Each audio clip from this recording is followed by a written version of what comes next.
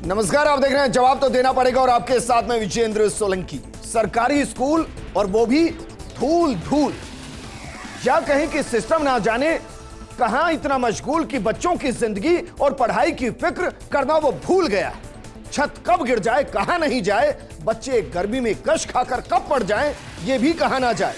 झोपड़ी, रसोई और स्कूल दोनों बन जाए ये भी कहा ना जाए, और स्कूल भूतिया खंडर सा नजर आए ये भी कहा ना जाए। बच्चों की सांसें कब स्कूल की चारदीवारी में दम तोड़ती नजर आए ये भी कहा ना जाए। दरअसल सच में फर्स्ट इंडिया ने जो रियलिटी चेक किया उसमें धूल धूल स्कूल की जो तस्वीरें सामने आई, समझ नहीं आया कि वो आपको दिखाई जाए या ना दिखाई जाए। कहीं ऐसा तो नहीं कि परिवारों का सरकारी स्कूलों से विश्वास उड़ जाए, क्योंकि सच ये भी है कि प्रदेश के सबसे बेहतरीन अध्यापक जो परीक्षाओं को पास करके सरकारी स्कूलों में पढ़ाने के लिए पहुंचते हैं, लेकिन स्कूल को स्कूल कहें क्या वाकई में, क्या कहें कि वो धूल धूल है जहां सब कुछ भुला दिया गया और बच्चों के बैठने के अलावा, चंद किताबों को हाथ में थमाने के अलावा वहां सरकार कुछ नहीं दे पाई। और हम वाकई में हर तस्वीर के बाद सोचने पर मजबूर हुए कि क्या वाकई में ऐसे भी स्कूल होते हैं, और उस दौर में होते हैं जब हम एआई के जरिए क्लासेस लेने की बात कर रहे हैं। इसलिए आज हमारा सवाल यही है कि क्या सरकारी स्कूलों का कोई धनी धोरी है भी या नहीं है, और क्या बच्चे वोट नहीं देंगे तो क्या उनकी सुविधाओं पर सरकारों का ध्यान नहीं जाएगा। आज बात इसी मुद्दे पर कि जो धूल धूल स्कूल नजर आ रहे हैं, क्या वाकई में उनमें से किसी को हम कभी स्कूल कह भी पाएंगे और गर्व से अपने बच्चों को भेज पाएंगे कि हाँ पढ़कर आइए आराम से, कोई दिक्कत नहीं है, वहां कोई घटना नहीं घटेगी। ये आज आपको आश्वासन देने वाला कोई नहीं मिलेगा। आज बात इसी मुद्दे पर।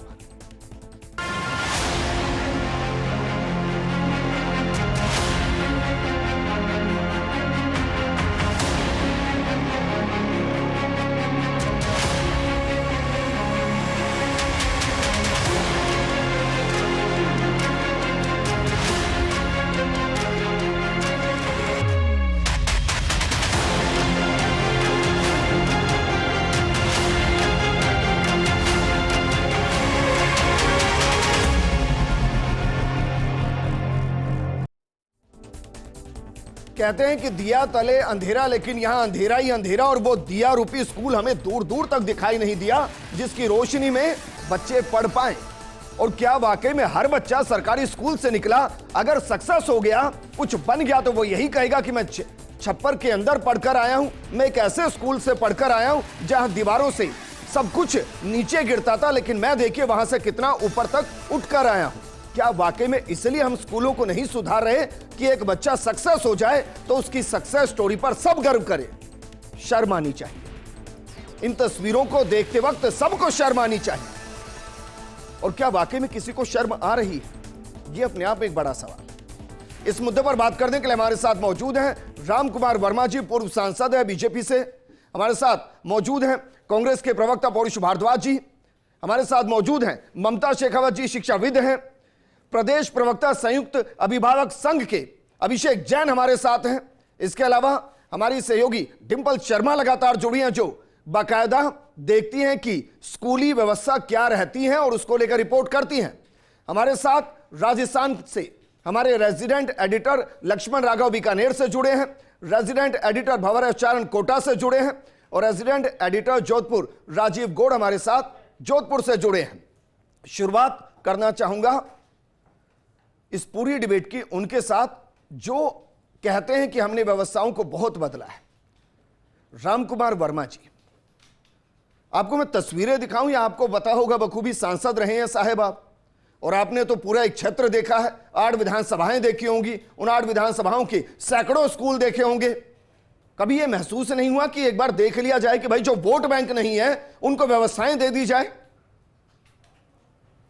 देखो विजेंद्र जी, भारतीय जनता पार्टी का नेतृत्व हमेशा ये कोशिश रही है, और 10 साल में भी आपने देखा है, एजुकेशन का स्टैंडर्ड बढ़े, उसकी नीति हो, और बच्चों के लिए, छात्रों के लिए इंफ्रास्ट्रक्चर के साथ में शिक्षा नीति और उनके लिए क्वालिटी वाली हो।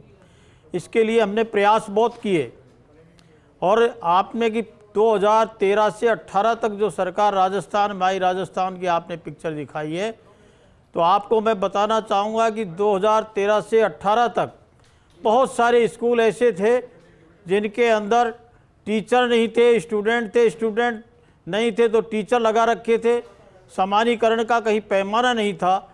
लेकिन हमारी पूरी कोशिश रही 5 वर्ष तक स्कूलों के अंदर सबसे बड़ा कि किस तरह से छात्रों के लिए शिक्षक मिले और सुविधाएं भी मिले। इसके लिए अगर जहाँ पर स्कूल चलाने लायक नहीं है तो उसके साथ में दूसरी स्कूल की बिल्डिंगों की भी व्यवस्था की गई।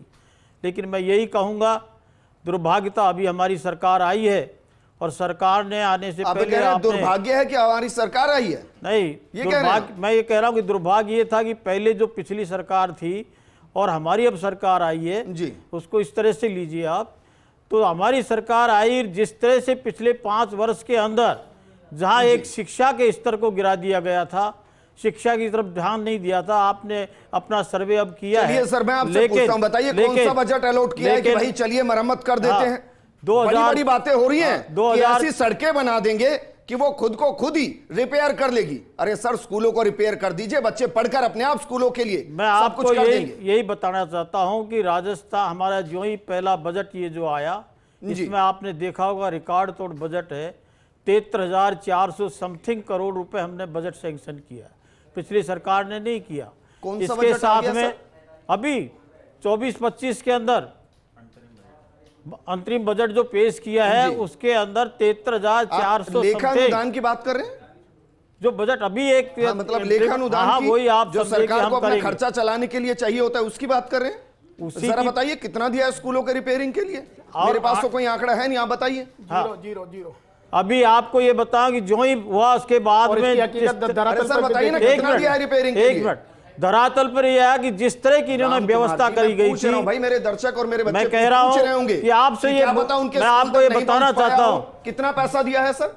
हमने 73,400 करोड़ रुपए है जो बजट में क्या दिया? बजट में प्रावधान किया है। अभी 3 दिन पहले स्टेटमेंट दिया है शिक्षा मंत्री जी ने कि राजस्थान में जो इंग्लिश मीडियम जो महात्मा गांधी स्कूल चलाए गए थे उनको बंद करके हिंदी मीडियम में तब्दील किया जा रहा है। क्या ये बजट के अंदर आप सुनेंगे ना? हमारा ये था कि पूरा स्कूलों का सर्वे भी कर रहे हैं और हमारा पौरुष भारद्वाज जी भाई बड़ी बड़ी बातें करके गए, हमने राजस्थान में ये बदल दिया, हमने राजस्थान में ये बदल दिया, हम राजस्थान में इतना लेकर आ गए, इतना कर दिया हमने, ये किया है राजस्थान में। पौरुष भारद्वाज जी, विजेंद्र जी, मैं आपसे इस बात को कहना चाहूंगा कि कांग्रेस पार्टी जो है, एक मिनट कांग्रेस जो है वो शिक्षा के क्षेत्र में शुरू से ही सीरियस रही है। और आप देखिए शिक्षा के क्षेत्र में जो भी नवाचार हुए, चाहे वो राष्ट्रीय स्तर पे हुए, चाहे वो प्रदेश स्तर पे हुए, वो हमारी सरकार के द्वारा किए गए। देश को चाहे आरटीई देना हो या राजस्थान में 9वीं क्लास लेके 12वीं तक के छात्रों को आरटीई में लाना हो, ये हमारी कांग्रेस सरकार की देन थी। जैसा कि अभी शिक्षक संघ भारद्वाज जी आप ये कह रहे हैं आदमी नंगा खड़ा है और उसको आप साफा पहनाएंगे? नहीं देखिए कपड़े नहीं देंगे उसको। विजेंद्र जी, मैं आपसे इस बात को कहना चाहूंगा कि आप ये कह रहे हैं कि 3 महीने के अंदर स्कूल को जमीन खा गई और झोपड़ी तैयार हो गई। सरकार ने क्या किया वो उसका मैं जवाब दूंगा और सांसद साहब इस बात से एग्री होंगे, सांसद साहब इस बात से एग्री होंगे कि आप देखिए इनकी केंद्र सरकार के द्वारा एक योजना चलाई जाती है पीएम श्री योजना। उसके अंदर उन्हीं विद्यालयों का चयन होता है कि जिनका बेसिक इंफ्रास्ट्रक्चर अच्छा होता है, जिनकी शिक्षा की गुणवत्ता अच्छा होता है। उसमें 21,000 विद्यालय का 21,000 विद्यालय बेंचमार्क पे और 400 करोड़ विद्यालय लेकर के हमारी सरकार जो पूरे देश में नंबर 1 पे रही।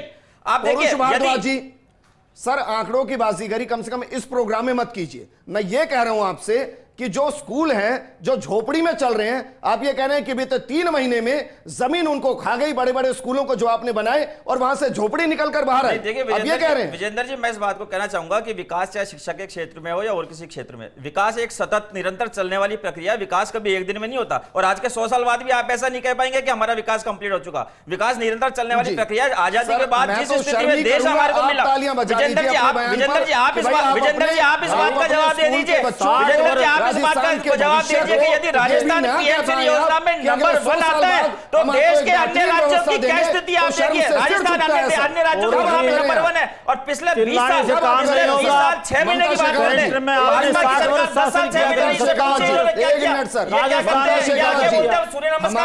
हमारे वो नेता आपने शिक्षा के क्षेत्र में क्या हमारे वो नेता जिनको चुनकर हम इसलिए भेजते हैं कि वो एक बेहतरीन व्यवस्था दे।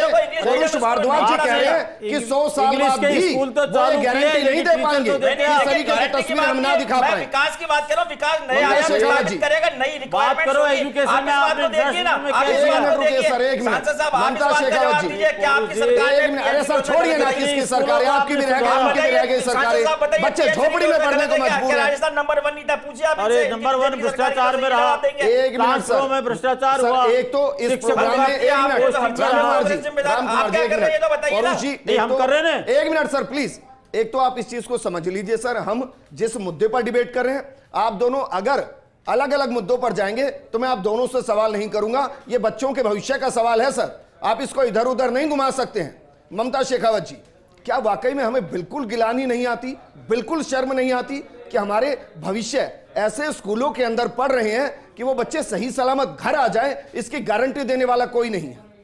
जी, अभी जो भी मैं यहाँ सुन पा रही हूँ, देख पा रही हूँ, बड़ा विचलित कर रहा है मुझे कि ऑडियंस में हमारे बच्चे भी हैं और शायद वो जब प्रोग्राम देख रहे होंगे, उनके शिक्षा, उनके भविष्य के बारे में हम बात कर रहे हैं। तो पहला तो ये है कि एक दूसरे पे आरोप या छींटाकशी करने से पहले हम समस्या को समझें, हम हमारे भविष्य को तैयार कर रहे हैं। बेसिक इंफ्रास्ट्रक्चर स्कूल्स में नहीं है, एक दूसरे पे आरोप डालने से कुछ नहीं होगा, हमें मिलकर एक साथ काम करना पड़ेगा। आपने जो सर्वे कंडक्ट करवाया, उसके जो तस्वीरें जो सामने आ रही हैं, बड़ी विचलित करने वाली है।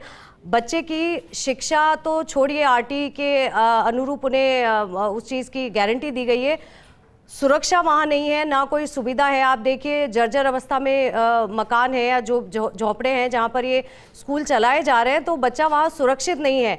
तो शिक्षा तो वहाँ पर पूरी तालीम लेना तो उनके आप देखिए क्वेश्चन के बाहर है, ना उन्हें कोई सुविधा। आप देखिए गर्मी, आपने कई एरिया ऐसे हैं, स्थिति ये है कि आप माउंट एवरेस्ट पढ़ना चढ़ना आसान हो गया है, बिल्कुल, बच्चा आप वहाँ गर्मी में बैठकर गर्मी में है, पढ़ पानी जाए, की व्यवस्था वो नहीं वापस है, आएगा नहीं आएगा गारंटी नहीं है, स्कूल में पानी तक नहीं है। और कई जगह आपने ऐसी दिखाई है जहाँ पर गैस का सिलेंडर साथ में रखा हुआ है। एक वो डिपार्टमेंट है जहां से भविष्य का निर्माण होता है। बिल्कुल। मेरा सवाल ये है डिंपल आपसे कि भाई क्या कभी इस पर फोकस किया गया कि भाई जितने स्कूल हैं, हम एक भी स्कूल नहीं खोलेंगे आगे तब तक जब तक कि जो हमारे स्कूल हैं उनको हम बेहतरीन स्ट्रक्चर के साथ बच्चों के सामने ना लेकर आए। क्या फायदा हो रहा है, हम एक नया स्कूल खोल रहे हैं और जो स्कूल खुले हुए हैं वो मरणासन स्थिति में है।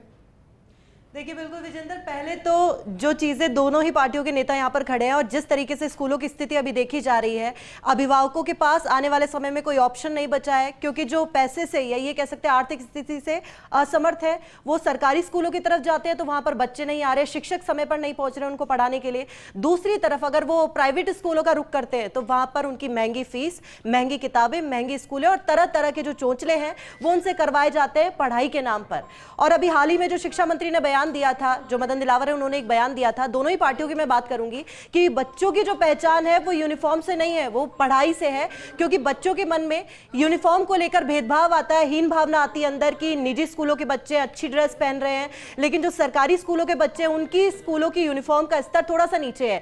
लेकिन जरा सोचिए, जो बच्चे सुबह उठकर स्कूल जाते हैं, वहां पर पहुंचते हैं पढ़ाई के लिए, वहां पर टीचर्स नहीं है, वहां पर प्रिंसिपल उनकी नहीं पहुंची है, और जिस पढ़ाई के लिए वो वहां पर पहुंचे हैं, जिनको अत्याधुनिक लैब कहा जा रहा है, वो लैब धूल जम रही है। उन लैबों में जो खबरें आती हैं उनमें कहा जाता है कि टेक्नोलॉजी से बच्चे पढ़ेंगे, बेहतर शिक्षा होगी, लेकिन क्या वाकई वो शिक्षा बेहतर हो रही है? खबरों में तो हम भी देखते हैं, लेकिन आज वाकई जब फर्स्ट इंडिया की टीम पहुंची है, मौके पर पहुंची है, तो वहां पर देखा है कि धूल जम रही है, वो कमरों पर ताला लगाए हुए और दिखाने के लिए उन पर ताला लगाया जा रहा है कि वहां पर चाबी नहीं है, और एक तरीके से हड़कंप मच गया। लेकिन क्या वाकई वो हीन भावना बच्चों के मन में नहीं आती कि हमारे स्कूल का स्तर ऐसा है ही नहीं? किस चीज के लिए जाएंगे, किस मोटिवेशन से उठेंगे? अच्छे टीचर्स के लिए, अच्छी पढ़ाई के लिए। और क्या ये माना जाए कि ये प्रतिस्पर्धा, जो कंपटीशन देखा जा रहा है शिक्षकों में बीच में, क्या वो इसलिए देखा जा रहा है कि वहां पर टीचर्स जाएं और आराम से बैठे? मुझे लगता है डिंपल कि शायद ये मनोधारणा बन गई है कि भाई बच्चे पढ़ने नहीं जाते हैं, वो तो थोड़ी से दाल, थोड़े से चावल वहां जो मिलता है उसको लेने चले जाते हैं। उसके लिए क्या करेंगे? इंफ्रास्ट्रक्चर का पेट ही भर देते हैं, पढ़ाई छोड़ देते हैं। एक और चीज विजेंद्र, क्योंकि दोनों ही पार्टियों से खड़े हैं, पिछली कांग्रेस सरकार में जो हिंदी से इंग्लिश मीडियम में अपग्रेड किए गए,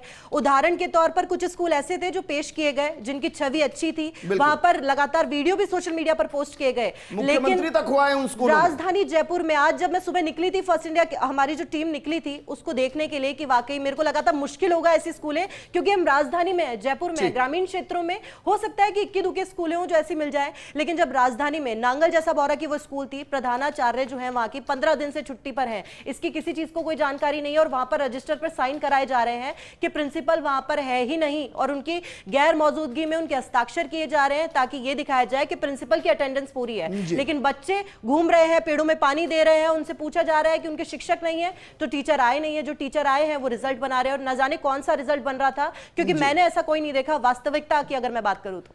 रिजल्ट बना रहे होंगे ना, एक तो अपनी प्रिंसिपल मैडम की अटेंडेंस का लेखा जोखा ले रहे होंगे, फिर अपनी अटेंडेंस का लेखा जोखा ले रहे होंगे, फिर जो बच्चों के खाने पीने का आएगा उसका लेखा जोखा ले रहे होंगे और 2 पैसे और कहां से कमा लिए जाएं उसका लेखा जोखा ले रहे होंगे। बीकानेर का रुख कर लेते हैं, लक्ष्मण राघव हमारे साथ हैं। लक्ष्मण, जो तस्वीरें दिखा रहे हैं मैं असमंजस में हूं प्रोग्राम के शुरुआत से ही कि भाई ये दिखानी है या नहीं दिखानी, क्यों फर्स्ट इंडिया के रियलिटी चेक में जो धूल धूल स्कूल नजर आए, कहीं ऐसा ना हो कि अभिभावकों का विश्वास उड़ जाए कि भाई बच्चे तो जान पे जोखिम डालकर वहां पढ़ने जा रहे हैं, अध्यापक है नहीं, व्यवस्था है नहीं, पानी है नहीं, छत है नहीं, जो छत है उसका मार्बल गिर रहा है, दीवारों से ना जाने क्या क्या गिर रहा है। इनको हम सरकारी स्कूल कहें?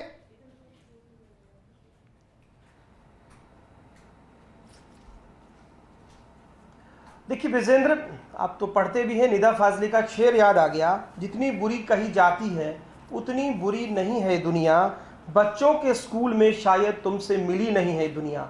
लेकिन आज फर्स्ट इंडिया न्यूज़ के रियलिटी चेक में जो दुनिया मिली है उस दुनिया ने तो कहीं ना कहीं हमें हैरान परेशान भी कर दिया है और नौनिहालों के जीवन पर संकट तो है ही, शिक्षा की बात तो छोड़िए, वो तो दूसरी बात होगी। लेकिन आप देखिएगा जो तस्वीरें आप दिखा रहे होंगे, हमारे अलग अलग साथियों ने जो दिखाई है, किस तरह से कहीं प्लास्टर गिरने वाला है, किराए की बिल्डिंग में कहीं शौचालय नहीं है। तो ये हालत है वो तब है जब पिछली सरकार ने ये दावा किया कि हमने बहुत कुछ बदल दिया और ये सरकार तो विकसित भारत बना ही रही है। सवाल यही है, गरीब, मजलूम, दलित, पिछड़े का बेटा आखिर पढ़ने जाए तो जाए कहाँ, आखिर जिम्मेदार कौन है? रियलिटी चेक हमने अपनी जिम्मेदारी निभा दी। मुझे लगता है विजेंद्र आप ठीक कह रहे हैं, अब हुक्मरानों की जिम्मेदारी है। हालांकि जब आप ये प्रोग्राम कर रहे हैं और शुरू किया है, हमारी बात हुई है शिक्षा निदेशक आशीष मोदी से, उनकी एक प्रतिक्रिया आई है, वो शायद आप फ्लैश भी कर रहे होंगे। उन्होंने कहा है खासतौर पर शिक्षकों को लापरवाही पर जो है गंभीर नजर आए हैं। उन्होंने ये भी कहा है कि जिम्मेदारी बरतें, इस तरह की लापरवाही ना करें। लेकिन मुझे लगता है कहने से ज्यादा जरूरत इस बात की है, हमने देखा लक्ष्मण जी, सवाल मेरा ये है कि भाई कौन जिम्मेदारी निभाए और कौन गैर जिम्मेदारी ना करे।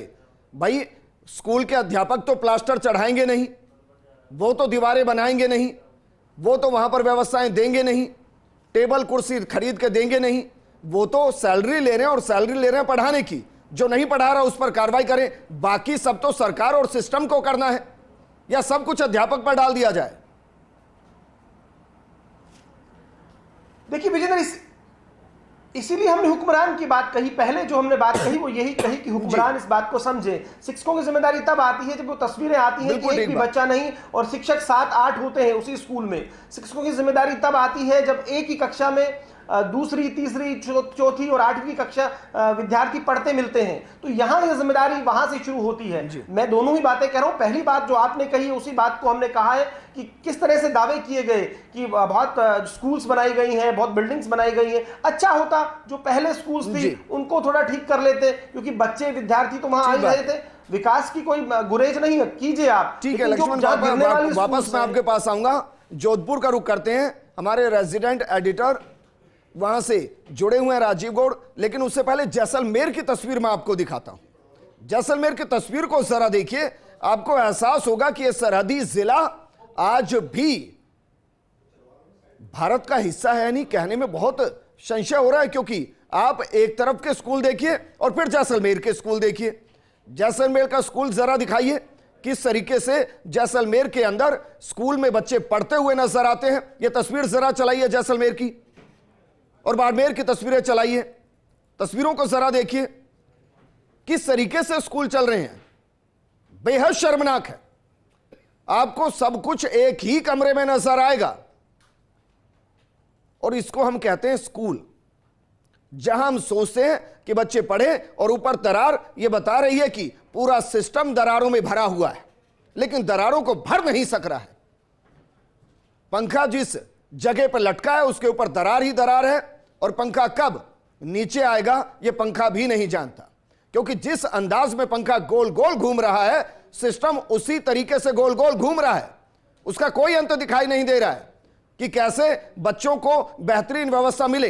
बाड़मेर की तस्वीर चलाइए जरा, बाड़मेर की तस्वीर आपको दिखाते हैं।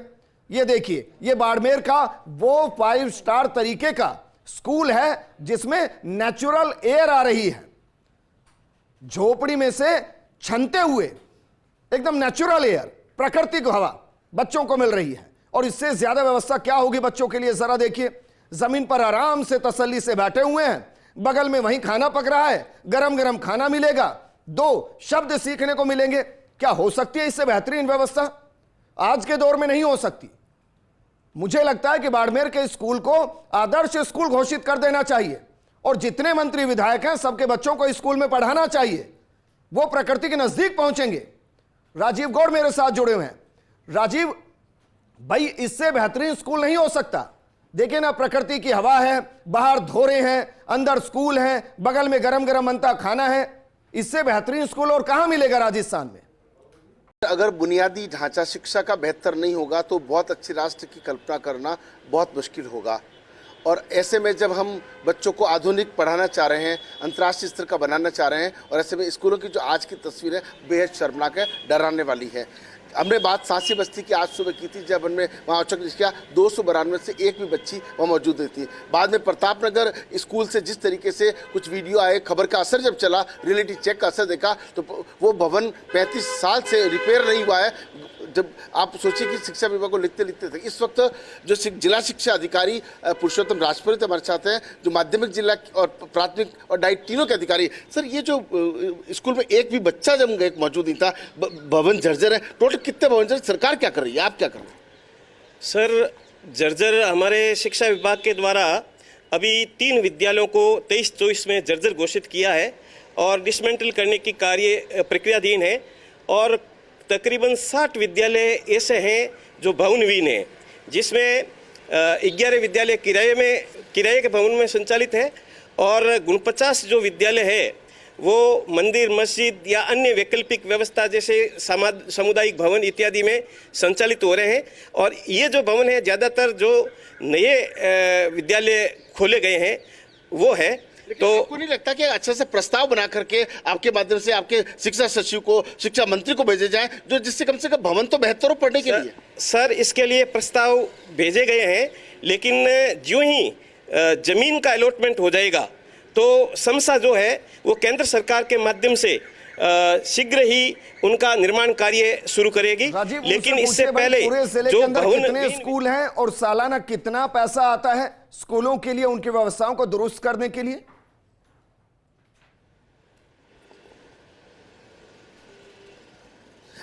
सालाना आपके पास कितना बजट रहता है विद्यालयों को मरम्मत करने के लिए, और लगभग कितने ऐसे जर्जर हैं जिनकी आप मरम्मत इस सत्र में करा चुके हैं?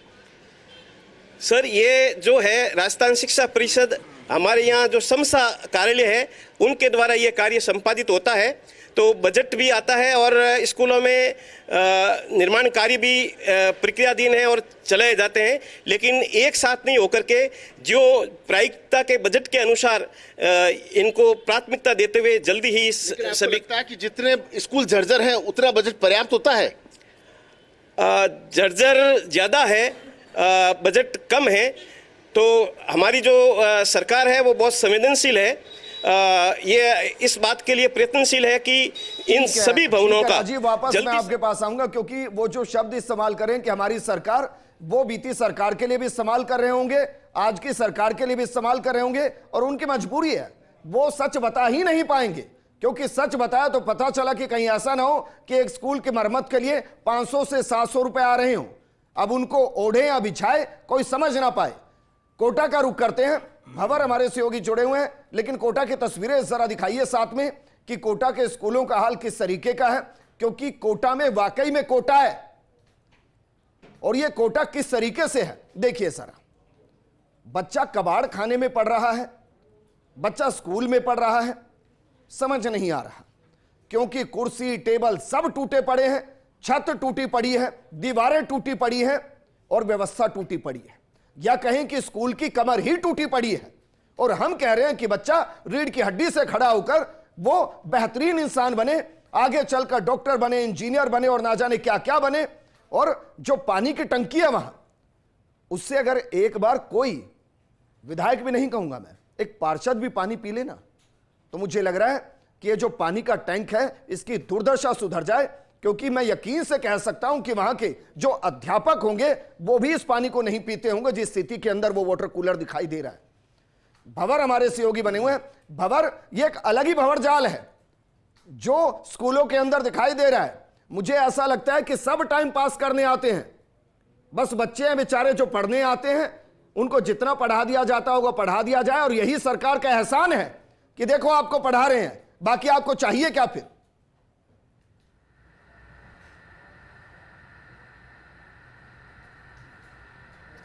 बिल्कुल विजेंद्र, वहाँ हम गए तो ये देखने थे कि किस तरह के भवनों में और किस तरह की आधारभूत व्यवस्थाओं के बीच में वहाँ स्टूडेंट पढ़ रहे हैं, लेकिन आपने जिस टाइम पास शब्द का इस्तेमाल किया उसका भी हमको वहाँ मुजाहरा हो गया, उसकी भी झलक मिल गई। मैं जिस विद्यालय में गया था वो विद्यालय शहर के बीचों बीच है, पाटनपोल राजकीय उच्च माध्यमिक विद्यालय। उसमें 100 कुल मिलाकर के बच्चे रजिस्टर्ड हैं, उन पर 15 अध्यापक हैं, लेकिन बच्चे मिले मुझे 6 पूरे स्कूल में। बाकी सारे स्कूल के जो कक्षा कक्ष थे उन पर ताले लगे थे। 10 टीचर्स वहां पर मौजूद थे और प्रिंसिपल को यह भी नहीं पता था कि उस वक्त वहां स्कूल में कितने बच्चे प्रेजेंट हैं। उन्होंने कुछ टीचर्स से पूछा और ये सब लाइव में हमने दिखाया। टीचर्स ने कहा कि मेरी ड्यूटी तो कॉपी चेक करने में, मुझे नहीं पता है कि बच्चे कितने हैं। तो बच्चों की पढ़ाई पर अध्यापकों का ध्यान कितना है इसका भी हमने रियलिटी चेक किया। और देखिए जो भवन है उस भवन में हाल में लाखों, करीब 14 लाख रुपए की लागत लगा करके और मरम्मत की गई। इसके बाद की तस्वीरें हैं ये कि जो फ्रंट है भवन का, फ्रंट के बीचों बीच पीपल का पेड़ उगा है। और जो अंदर इस स्कूल में जो लगा हुआ है और जो तस्वीरें हम दिखा रहे हैं उसमें 14 लाख रुपए लग गए हैं। 14 लाख रुपए स्कूल में लगा दिए। भाई उनको बोलो 10 रुपए का नजर बट्टू और लगा दे स्कूल में, 14 लाख नजर ना लगे इसको। 14 लाख रुपए।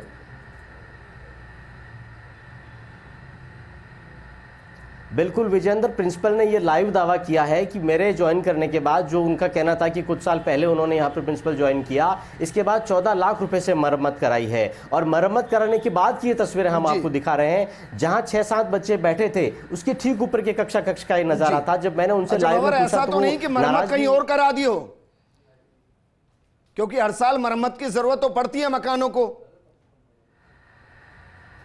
बिल्कुल विजेंद्र, क्योंकि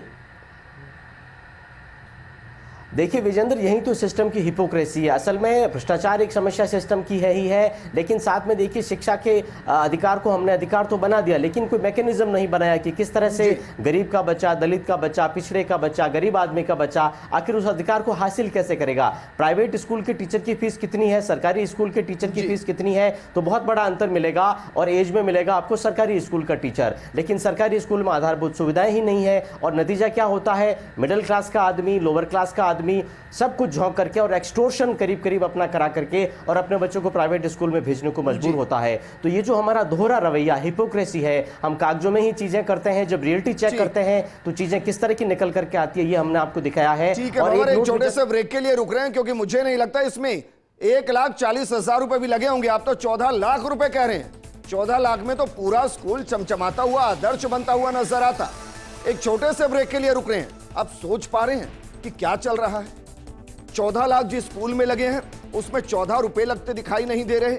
एक स्कूल झोपड़ी में चल रहा है, दूसरे की दीवारें नहीं है, तीसरे में प्रिंसिपल नहीं है, चौथे के अंदर बच्चे नहीं हैं, और हम उनको स्कूल कह रहे हैं। ये धूल धूल व्यवस्था के वो स्कूल हैं जिनमें एक बार भूल से ही सही नेताओं को जाना चाहिए और एहसास करना चाहिए कि बच्चों के साथ हो क्या रहा है। एक छोटे से ब्रेक के बाद जल्द लौट रहे हैं। मुस्कुराइए या पछताइए, आपके बच्चे सरकारी स्कूल में पढ़ रहे हैं जहां व्यवस्थाएं कितनी दुरुस्त हैं वो हम लगातार आपको बता रहे हैं। सुबह से रियलिटी चेक दिखा रहे हैं और वो हकीकत ऐसी है कि जितनी बार दिखाई गई उतनी बार हम दिखाते हुए शर्म से पानी पानी इसलिए हो गए क्योंकि हमें कहीं ना पानी दिखाई दिया स्कूलों में, ना वहां पर हमें दरवाजे नजर आए, ना बच्चों के बैठने की व्यवस्था नजर आई, और ना ही हमें दीवारें नजर आई, अध्यापक भी नजर नहीं आए। कमाल की बात यह हुई कई स्कूलों में तो हमें बच्चे भी नजर नहीं आए। लेकिन क्या वाकई में बजट कभी इन व्यवस्थाओं को सुधार सकता है? 5 साल पहले की एक स्थिति आपको बताते हैं। जो राजस्थान का शिक्षा बजट था वो 38,712 करोड़ था। कर्मचारियों का वेतन और अन्य खर्चे 33,000 करोड़ थे, यानी कि जो बच गया वो लगभग 5,70,00,000 के आसपास था। प्रदेश में सरकारी स्कूल 63,000 हुआ करते थे, प्रति स्कूल मात्र 25,000 रुपए पहुंचे। पूरे नामांकन को भी इसमें जोड़े तो प्रति छात्र 200 रुपए सालाने के आसपास का खर्च है। अब इसमें क्या करना है, इसमें भवन, इसमें लैब तक का खर्च शामिल किया गया। अब इतनी सी राशि में कैसे अच्छी शिक्षा मिलेगी, ये समझ से परे है, क्योंकि 200 रुपए में एक अच्छा बर्गर नहीं मिलता। आप स्कूली शिक्षा मांग रहे हैं, वहां की स्कूल मांग रहे हैं, वहां का इंफ्रास्ट्रक्चर मांग रहे हैं। अभिषेक, एक गंभीर सवाल है मेरा, क्योंकि इसमें मैं सबको ले रहा हूं जो शिक्षा के नाम पर कह रहे हैं ना कि हमारे एनजीओ चल रहे हैं, हम व्यवसायों को देख रहे हैं। कोई कुछ नहीं देख रहा है, सब अपनी जेब देख रहे हैं, वरना स्कूल सुधर गए होते।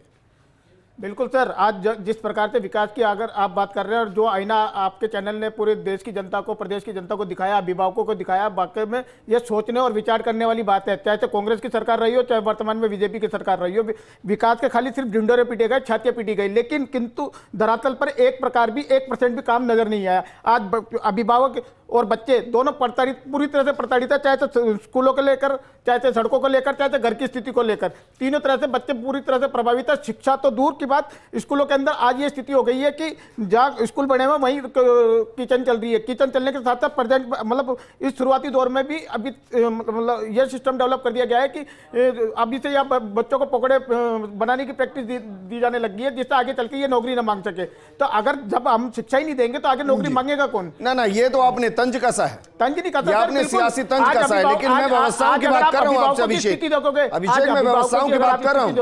क्या वाकई में कभी इस तरीके से फोकस किया गया कि भाई इस बजट के अंदर हमें राजस्थान के इन 5,000 स्कूलों की कायाकल्प करनी है, इन 1,000 स्कूलों की करनी है? भाई अगर ऐसे भी कर दिया होता हमने तो 10 साल 15 साल लगते, लेकिन स्कूल तो बेहतर होते। आप कायाकल्प की करते हो, ये पौरुष भारद्वाज जी आपने सामने खड़े हैं, मैं इनसे अभी आपके सामने सवाल पूछा था कि भाई पिछले 5 साल में राजस्थान के अंदर जो सरकारी स्कूल थे, कितने सरकारी स्कूल थे जो बंद हुए? मैं आज ये भारतीय जनता पार्टी के हमारे प्रवक्ता जी हम यहाँ पे मौजूद है, मैं इनसे पूछना चाहता हूँ पिछले विगत 10 वर्षों से सेंट्रल में आपकी सरकार है, इन 10 वर्षों में पूरे देश भर में कितने सरकारी स्कूल थे जो बंद हो चुके? इनका जो बंद हो गए वो मेरा सवाल ही नहीं, मैं कह रहा हूँ जो खुल रहे हैं वो कितने खुल रहे हैं और वो कितनों की आंखें खोल रहे हैं? जो बंद हो गए वो हो गए सर, जो चल रहे हैं वो भी तो नहीं चल रहे हैं। राजनीतिक राम कुमार जी, आपसी राजनीतिक देशना के राम कुमार जी, आप मुझे टिप पर, अगर आपके पास आंकड़े हो, टिप पर मुझे 10 विधायक या 10 मंत्री, छोड़िए सर, 10 पार्षदों के नाम बताइए जिनके बच्चे सरकारी स्कूल में पढ़ रहे हैं। देखो विजेंद्र जी, मुझे ये तो मैंने सर्वे नहीं किया कि कितने एमएलए के और कितने एमपीज के पढ़ रहे हैं, लेकिन मेरे नज़दीक के साथी हैं और मैं ये कहूँ कि मेरी पोती है, उसको भी मैंने सरकारी स्कूल में एडमिशन करा के पढ़ रही है जी, और मैंने उस स्कूल के लिए 15 लाख रुपए भी दिए कि इसके अंदर सुविधाएं भी हो।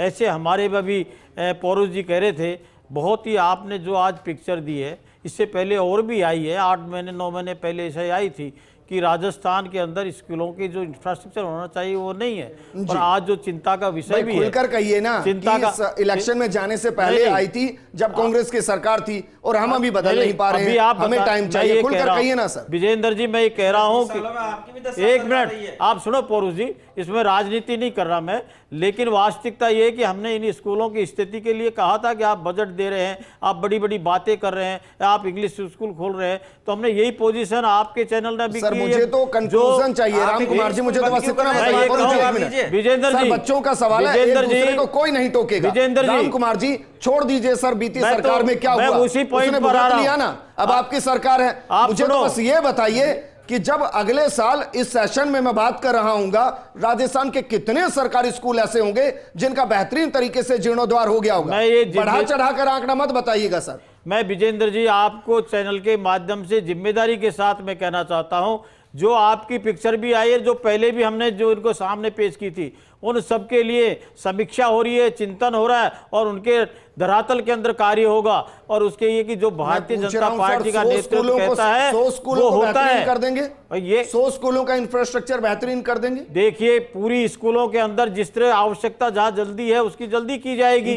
जहां पर शिक्षक नहीं है शिक्षक दिए जाएंगे, जहां पर स्टूडेंट। एक मिनट विजेंद्र जी, अगर कोटा के ऊपर जांच कमेटी भी बैठाइए, 14 लाख रुपए खर्च हो गए हैं स्कूल में, ये सब होगा। दिखाई नहीं दे। ये हमारी सरकार है, भ्रष्टाचारियों को नहीं छोड़ेगी। उसमें क्या हुआ है उसका ऑडिट हो रहा है। एक मिनट, 14 लाख रुपए खर्च हुआ है। ये कब हुआ, ये कब हुआ, इसकी ऑडिट हो रही है और हर कार्य की हमने जांच कर रहे हैं। भी ढेर सारे विधायक हैं, है ना विधायक? क्या एक विधायक एक स्कूल को भी सही नहीं कर सकता अपने कोशिश से? देखिए विजेंद्र जी, मैं इसी बात को कहना चाह रहा हूं आपसे। मैंने आपसे जैसा कि पहले कहा कि हमारी चाहे केंद्र की सरकार रही हो चाहे राज्य की सरकार रही हो, हम लोग शिक्षा की जागरूकता, शिक्षा के विकास के लिए निश्चित तौर पर प्रतिबद्ध है। मैं आपसे इस बात को कहना चाहूंगा, सांसद साहब को सुझाव के तौर पे इस बात को कहना चाहूंगा। आपकी सरकार आ गई राजस्थान में, हमारी सरकार ने विधायकों का फंड बढ़ा के 5 करोड़ रुपए प्रतिवर्ष किया था। आप अपनी सरकार से आदेश दिलवाइए विधायकों को कम से कम अपने निर्वाचन क्षेत्र में हर साल 1 करोड़ रुपया, हर साल 1 करोड़ रुपया वो बेसिक इंफ्रास्ट्रक्चर को डेवलप करने के लिए खर्च करेंगे। और दूसरी बात देखिए, हमारे यूपीए 2 ने जो सीएसआर लागू की थी, कंपनियों को अपने प्रतिबद्ध किया था कि वो अपने मुनाफे का 2% जो है वो सार्वजनिक क्षेत्र में खर्च करेगी। प्रतिबद्ध कीजिए आप उनको। आप देख रहे हैं सुझाव सुनना, देखिए विजेंद्र जी सुझाव सुनना नहीं चाहते। ये चाहते हैं कि निरक्षर रहे राजस्थान, भारत निरक्षर रहे और इन लोगों की रोटियां चलती रहे, इन लोगों की रोटियां चलती रहे। ये चाहते ही नहीं है कि भारत बढ़े आगे। कोटा, बाड़मेर, करौली, आज भी वो स्थिति थी। आप सरकार में आप बैठा हूं, पहले आप बताइए सरकार में आप ऐसे कह रहे हैं लागू आप करेंगे नियम बताइए, आप मुझे सुधार आप करेंगे, मैं करूंगा, बताइए। परुष भारद्वाज, एक मिनट, रामकुमार जी सीनियर हैं सर, सर ये चैनल मर्यादा बनाए रखिए। अभिषेक एक मिनट भाई, सबका नंबर आ रहा है ना, बोलिए। लेकिन एक चीज तो क्लियर हो गई कि जो पार्टी विपक्ष में होती है वो बेहतरीन कंसल्टेशन देती है, वो कोई भी पार्टी हो, और उसको कंसल्टेशन फीस लेनी चाहिए सरकार से, क्योंकि वो अपने अनुभवों के आधार पर कंसल्टेशन दे रही है कि हमने जो काम नहीं किए, जो हमारे बस की नहीं थे काम करने, जिस तरफ हमने ध्यान नहीं दिया, देखिए हम आपको कंसल्टेशन दे रहे हैं, आप तो कम से कम काम कीजिए। डिंपल, क्योंकि ये गंभीर मामला है और मैं मानकर चल रहा हूं एक स्कूल पर जब तक 10-15 लाख रुपए खर्च नहीं होते, एक बेहतरीन इंफ्रास्ट्रक्चर तैयार नहीं होता।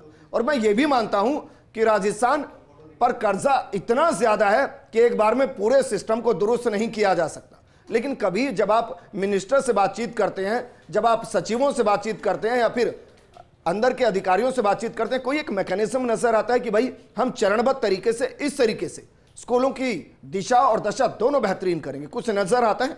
बिल्कुल विजेंद्र जी, जैसा शिक्षा मंत्री मदन दिलावर से इस डिबेट से पहले हमारी बातचीत हुई थी तो उन्होंने कहा था कि कार्रवाई, क्योंकि जब से उन्होंने शिक्षा मंत्री का कार्यभार संभाला है लगातार खबरें चली कि इतना एक्टिव है कि शिक्षकों को निलंबित किया गया, जहां लापरवाही मिली वहां कार्रवाई की गई। लेकिन जब ऐसी स्कूलें सामने आई, अभी जो आंकड़ा बताया जा रहा था कि ऐसी कुछ एक स्कूलें हैं जिनको डिसमेंटल किया जाएगा, लेकिन जब से हमने सुबह रियलिटी चेक किया, सोशल मीडिया पर लगातार मैसेज आ रहे हैं, अपनी जगह और एड्रेस लिखकर मैसेज किया जा रहा है कि जरा आप यहां पर आइए। सोचिए राजधानी जयपुर की जब ये हालत है तो जिन जगहों की वो बात कर रहे हैं, ग्रामीण क्षेत्रों में हम जब जाएंगे तो वहां पर क्या सुधार मिलेगा और कितनी लापरवाही वहां पर पाई जाएगी।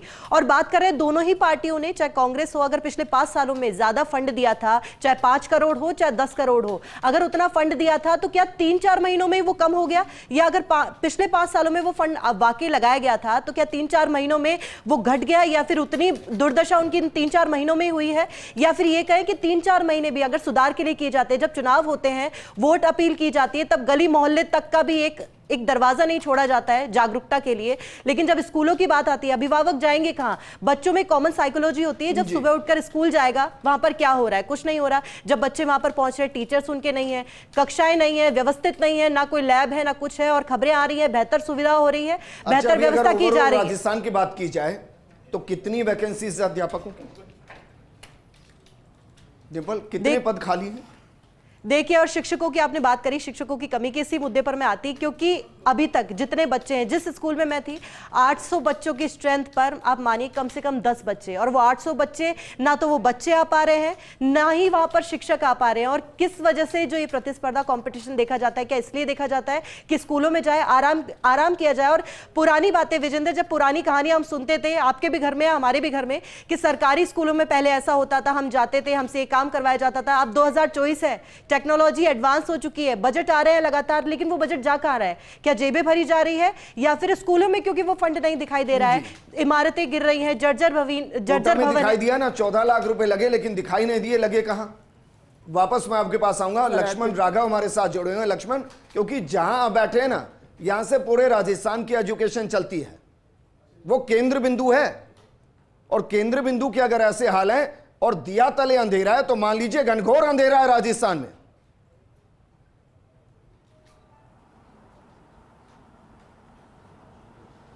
बिल्कुल विजेंद्र, इसमें कोई दोराई नहीं है। शिक्षा निदेशालय के नाक के नीचे के हालात हमने बताए हैं, दूर दराज इलाकों में किस तरह के हालात होंगे। और आपने बहुत सही बात कही है कि भाजपा कांग्रेस जब सत्ता के बाहर होती है तो कंसल्टेंसी अच्छी देती है। मुझे लगता है सास भी कभी बहू होती है। करना ये चाहिए। हमारा उद्देश्य जो है फर्स्ट इंडिया न्यूज की कोशिश जो रहती है वो केवल ये नहीं कि हम घाव दिखाकर उसे खुला छोड़ दें। मुझे लगता है इस पर दोनों दल के नेता यहाँ पर मौजूद है, पूर्व सांसद और प्रवक्ता, कम से कम इतना तो कर लीजिए। आपने आदर्श सांसद ग्राम योजना, उसके तहत जब हम सवाल करते थे तो कहते थे कि हैप्पीनेस इंडेक्स बढ़ गया है। अब भैया एक एक स्कूल गोद दे दीजिए। 200 विधायक हैं कांग्रेस और भाजपा के, 25 सांसद बनेंगे, कम से कम 225 स्कूलों का तो कायाकल्प हो जाए। इतना तो कर लीजिए इस मंच पर। ये मंच है फर्स्ट इंडिया न्यूज का, दोनों बड़े नेता हैं, आप कह दीजिए ना कि चाहे पक्ष के हो विपक्ष के हो, ये कर लेंगे हम। नहीं लक्ष्मण, वो कह भी देंगे, क्योंकि ऐसा तो बहुत कुछ कहा गया है। आदर्श ग्राम बनाएंगे, स्मार्ट सिटी बनाएंगे, स्कूल गोद ले लेंगे। और मैं तो कह रहा हूं 200 जीते हुए क्यों भाई, हारे हुए भी तो है ना 200 विधायक जो रहे हैं प्रत्याशी, उनको भी तो चुनाव लड़ना है आगे, वो भी गोद ले ले।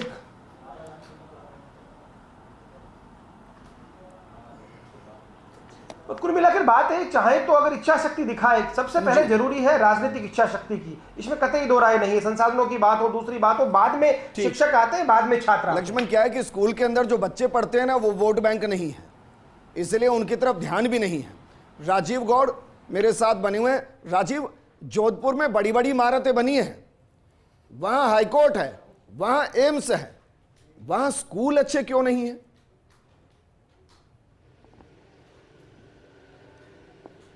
ऐसा लगता है कि जो कोऑर्डिनेशन की कमी है, अगर जो मॉनिटरिंग कमेटियां हैं, चाहे जिला प्रशासन हो चाहे शिक्षा अधिकारी हो, उनका अगर आपस में तालमेल हो, यदि हर 3 महीने में ये रिव्यू किया जाए कि कितनी जो मरम्मत के योग्य हैं, बजट कितना आया है, मरम्मत हुई है नहीं हुई है। नहीं तो विधायक कोटे में भी खूब सारी व्यवस्थाएं होती है, हर इलाके में भामाशाह भी होते हैं, सरकार के भरोसे रहे बगैर। अगर जो स्कूल के आसपास अगर जो पुलिस थानों के भवन जो हैं वो भामाशाहों के माध्यम से सुधर सकते हैं, तो क्या शिक्षा के मंदिर नहीं सुधर सकते? लेकिन कहीं ना कहीं पहल करनी पड़ेगी, जागरूकता की भी। सरकार को गंभीर होना पड़ेगा, बजट अलॉट कराने से लेकर बजट को सही जगह पर खर्च कराने के साथ साथ शिक्षा मंदिर की तस्वीर बदलनी पड़ेगी। नहीं तो सरकारी स्कूल के बच्चे हमेशा जो है वो प्राइवेट में नजर आएंगे, या सिर्फ मजदूरों के या जो पैसे नहीं दे सकते उन्हीं के बच्चे नजर आएंगे। जी ठीक है राजीव जी, वापस आऊंगा। भंवर का रुख कर लेते हैं। भंवर, वैसे तो स्थिति ऐसी है कि चुल्लू भर पानी में, आप समझ रहे हैं क्या कह रहा हूं मैं, लेकिन वहां तो चंबल बहती है और अब बरसात होनी है।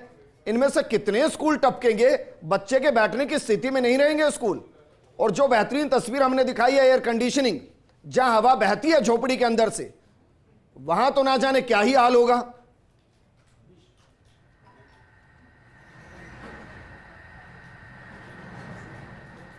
बिल्कुल विजेंद्र, मैं यही कहना चाह रहा था कि हम तस्वीर केवल एक स्कूल की दिखा पाए हैं, लेकिन कोटा की बात या प्रदेश के दूसरे जिलों की बात कर लें, ऐसे ढेरों स्कूल है और उनकी तादाद दर्जनों सैकड़ों में मैं मानता हूं कि होगी, जो कि इस तरह के जर्जर भवनों में संचालित हो रहे हैं, जहां कई बार ये भवन हादसों के सबब तक बनते हैं। कोटा के पूनम कॉलोनी में 2 कमरे में सीनियर सेकेंडरी का स्कूल चलता है। कोटा के गिरधरपुरा में 1 कमरे में पूरा विद्यालय संचालित हो रहा है। कोटा के नानता में एक पुराना गढ़ है जिसके बीच में झाड़ियाँ हैं, कोई जाने का रास्ता तक प्रॉपरली नहीं है, रियासतकालीन तिबारियाँ बनी, उनके अंदर विद्यालय चल रहे हैं। और ये सब बातें हम तब कर रहे हैं जब देश को आज़ाद हुए 70-72 साल 75 साल हो गए हैं, और तब कर रहे हैं जब देश को विकसित हो जाने की और भारत को विकसित बना देने की बात कर रहे हैं। अगर हम बच्चों के बैठने के लिए अच्छे स्कूल तक नहीं बना पा रहे हैं तो फिर हमारा वो विकसित भारत कितना विकसित है, ये सोचने का विषय है।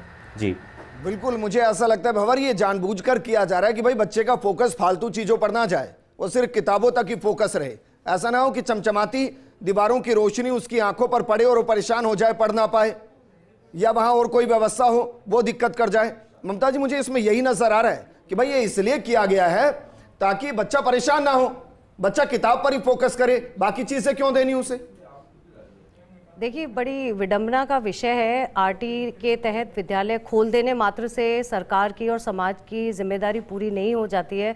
बच्चों के उज्जवल भविष्य और साथ ही हमारे देश के भावी जो नागरिक हैं, जो वोटर्स हैं, उनको तैयार करने का ये जो बेस हम लोग दे रहे हैं, जो हमारी पुरानी गवर्नमेंट है या जो करंट वर्किंग गवर्नमेंट है, इन दोनों की जिम्मेदारी बनती है। एक दूसरे पे छींटाकशी करने से कुछ होने वाला नहीं है। हमारे देश के भविष्य के बारे में हमें सोचना होगा। खाली स्कूल खोलने मात्र से कुछ नहीं होगा, उनका रेगुलर इंस्पेक्शन होना चाहिए। साथ ही जो भी विद्यार्थी वहाँ हैं उनसे पूछा जाना चाहिए। पूछने मात्र से भी कुछ नहीं होगा, उस पर एक एक्शन भी लेना होगा।